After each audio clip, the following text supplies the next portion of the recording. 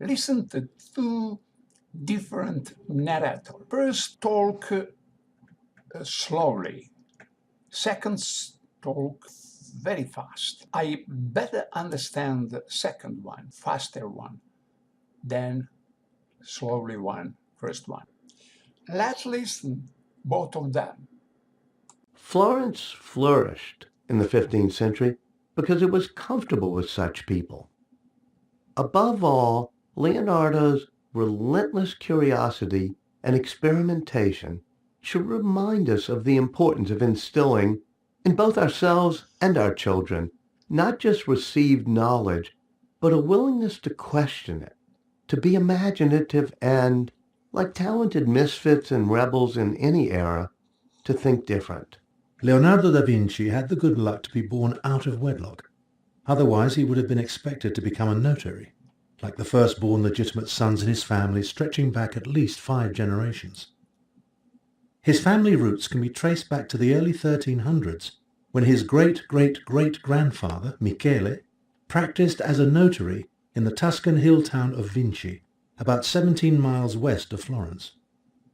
With the rise of Italy's mercantile economy, notaries played an important role drawing up commercial contracts, land sales, wills, and other legal documents in Latin, often garnishing them with historical references and literary flourishes.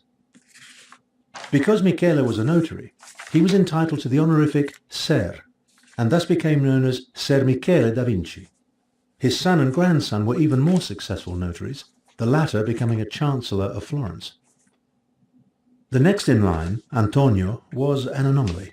He used the honorific Ser and married the daughter of a notary, but he seems to have lacked the Da Vinci ambition. Here is an electrical signal of voices. Here, this is a slow narrator, and this down is a fast narrator.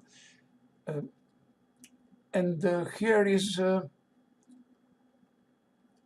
look, there is a difference in amplitude between the loud voices and silenced voices. Here in slow narrator, I see bigger amplitude, bigger difference between loud voice and silence voice. Here, from here, from here it was loud, and here load this amplitude, load, silence, load, silence. This amplitude,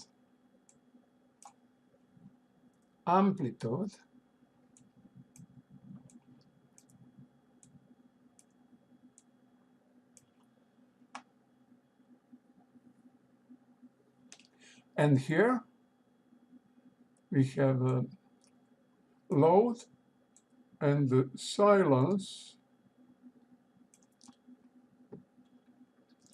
You look at here, silence.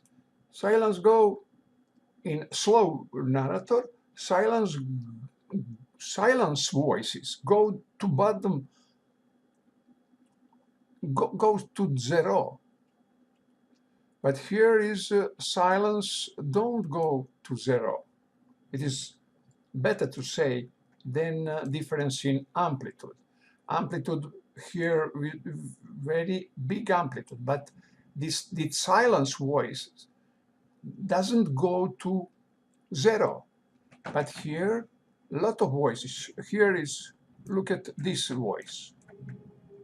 This voice too good. It is here. It is here. This is go to 0, but here we have less voices what go to zero. Maybe here is very bad, and it is possible that this part of voices I don't understand like this one. And always depend what voices go to down, go to bottom, go to silence, and about my air.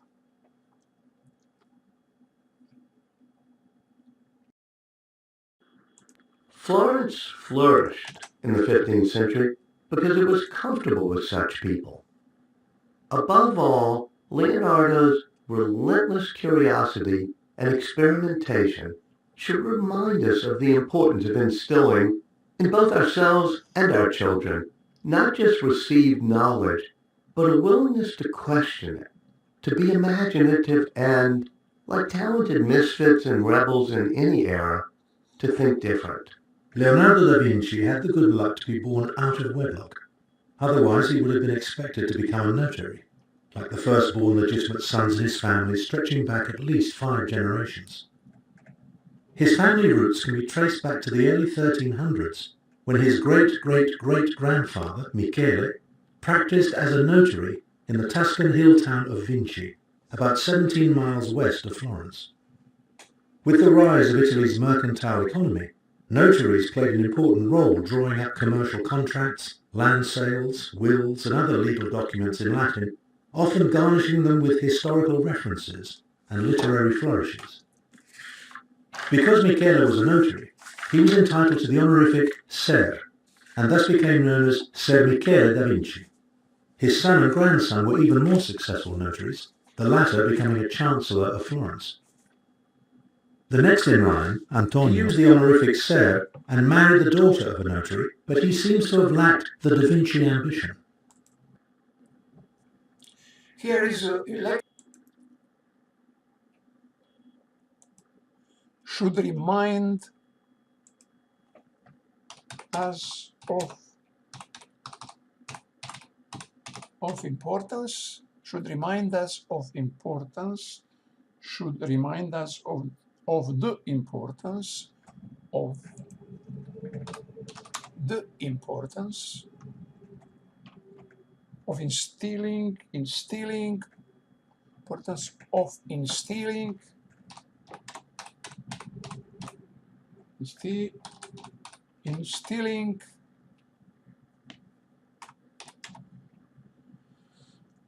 in both ourselves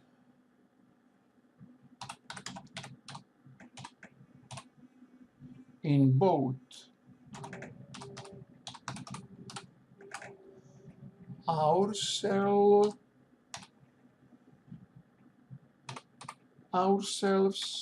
and our children.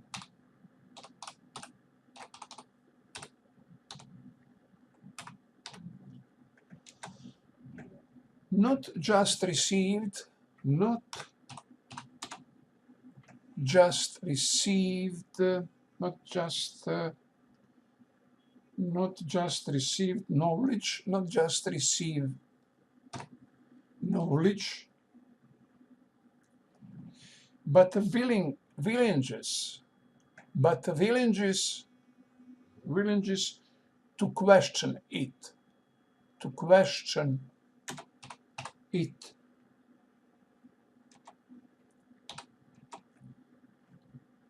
to be imaginative, and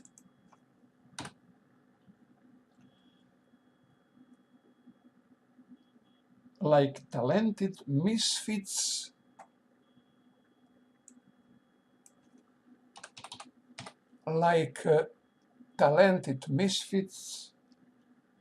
and rebels in any era, rebels in any in any era to think different, to think different. Here is the end of slow speaking narrator. Here is a faster speaking narrator. Leonardo da Vinci. Leonardo da Vinci had Leonardo da Vinci had the good luck, had the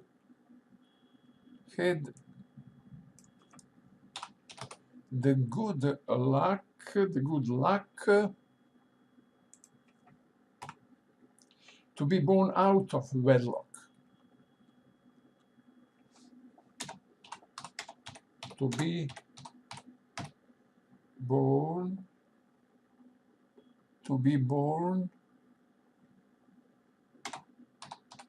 out of wedlock.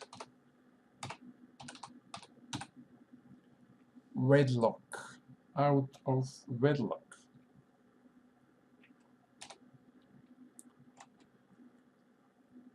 Otherwise, he would be expected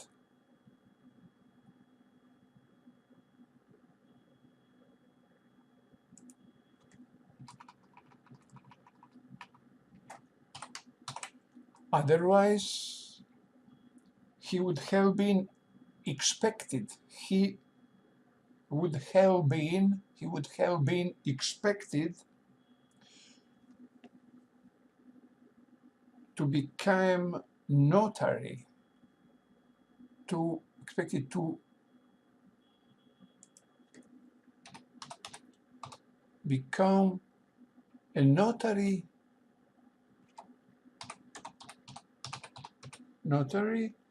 like the firstborn, like the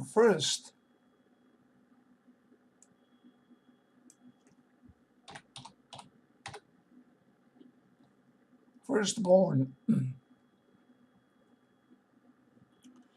legitimate sons in his family, legitimate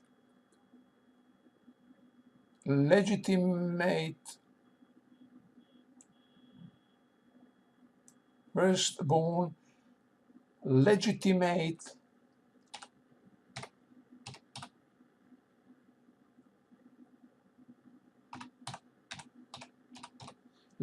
sons in his family, sons in his family, stretching back at least 5 generations, stretching back at least five generations. His family roots can be traced to the early 1300s, 1300s, when his great-grandfather Michele practiced as a notary in the Tuscan hills, etc.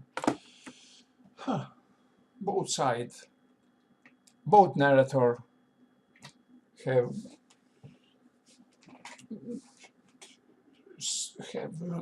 equal errors.